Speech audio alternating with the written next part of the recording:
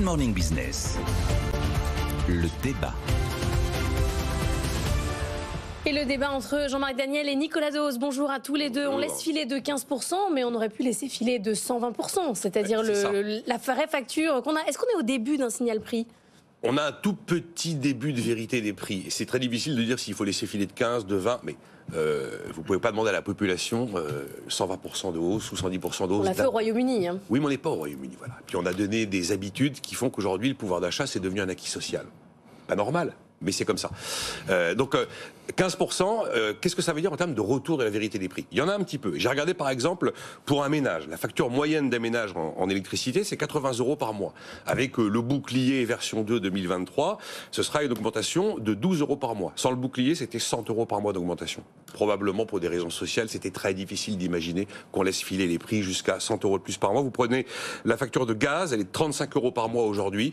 Avec le bouclier, la hausse sera de 5%. Sans le bouclier, la hausse était de 25%. Idem pour les producteurs d'énergie renouvelable. Les producteurs d'énergie renouvelable vont devoir rétrocéder à l'État d'importantes subventions que l'État est en droit d'exiger lorsque le prix de marché est supérieur au prix cible qui est garanti par l'État. C'est 90 € le mégawattheure. Et là, Bercy en attend une vingtaine de milliards d'euros. Donc ils vont payer.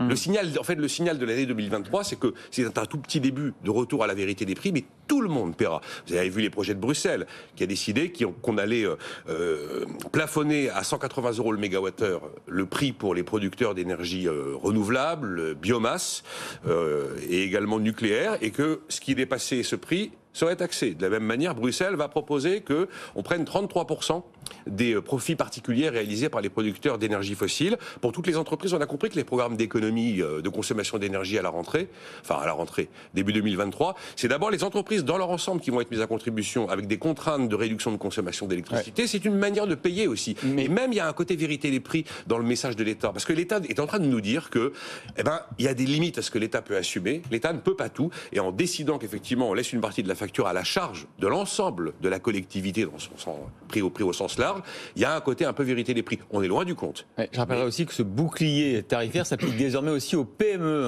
1,5 million de PME qui font moins de 2 millions d'euros de chiffre d'affaires, moins de 10 salariés, qui vont bénéficier de ce plafond de prix l'an prochain. J'imagine, Jean-Marc, que vous allez nous dire qu'il ne fallait pas les protéger et laisser filer les prix ? Mais bien sûr.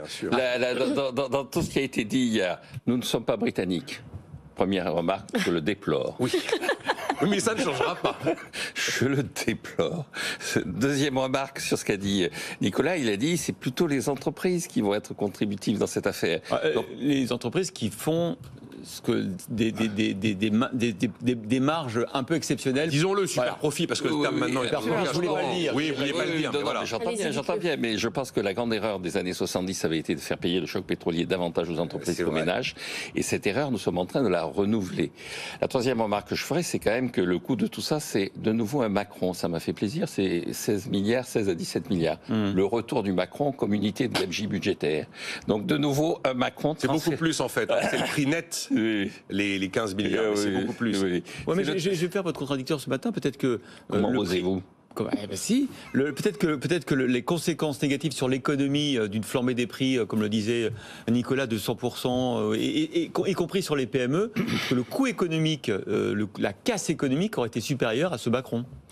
Oui, j'entends bien, mais est-ce que la façon d'utiliser ce Macron est la plus optimale ? Parce que ce Macron, il sera payé par la génération d'après. Donc il faut bien voir quelle est l'utilité de ce Macron. Est-ce que l'utilisation de ce Macron est la plus optimale ? Je pense qu'il aurait mieux valu le consacrer effectivement à alléger la facture sur les entreprises, à permettre aux entreprises de préserver leur volant de capacité d'investissement, plutôt que de continuer à subventionner la consommation dans une période où effectivement on est en ponction du pouvoir d'achat national par les importations.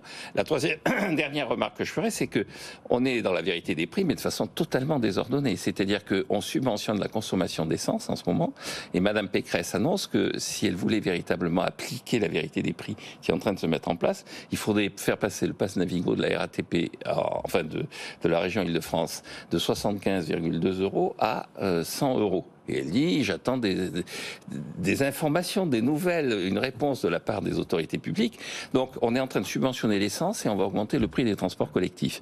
Donc, je pense qu'on est dans une situation où il y a une forme d'aberration dans l'urgence qui réclamerait qu'on pose un peu le sac, qu'on réfléchisse et qu'on applique la vérité des prix tout en préservant l'avenir, c'est-à-dire en faisant en sorte que les entreprises ne soient pas taxées. Le mot-clé dans ce qu'a dit Jean-Marc, à mon avis, c'est le mot urgence. Effectivement, on est dans l'urgence. Évidemment, on se dit très bien qu'au début 2023, comment vous pouvez imaginer que la facture globale annuelle d'énergie d'un ménage va passer de 1 600 à peut-être 3 000 euros. C'est juste politiquement intenable. Après, il est clair qu'aujourd'hui, si on voulait faire reculer l'inflation, il faudrait un peu moins subventionner la demande et un peu plus éventuellement subventionner l'offre. Ce serait ça la bonne solution. Mais c'est pas celle-là qui va intervenir. Et donc, nous ne sommes pas britanniques. Mais nous ne sommes pas britanniques. Et ils vont pas très bien non plus, les Britanniques. On en parlera notamment à 8h40 dans notre grand débrief de la matinale. Combien de ménages britanniques qui veulent refuser de payer les factures là, oui, la grève des paiements. Alors, Jean-Marc, ils sont bien les Britanniques? Oui. Bon, la grève des paiements, c'est une gilet jaunisation à la sauce anglaise. Oh, oui, on n'en est pas encore là.